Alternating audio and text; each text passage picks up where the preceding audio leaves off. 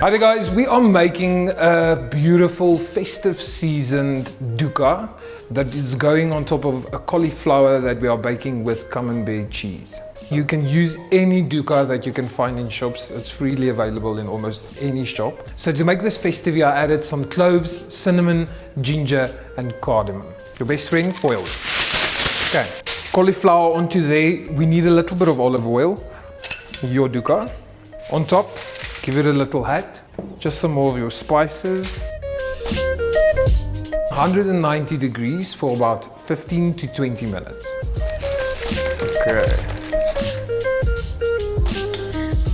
To be cut, the dukkah, you serve on top. Serve the slices like this.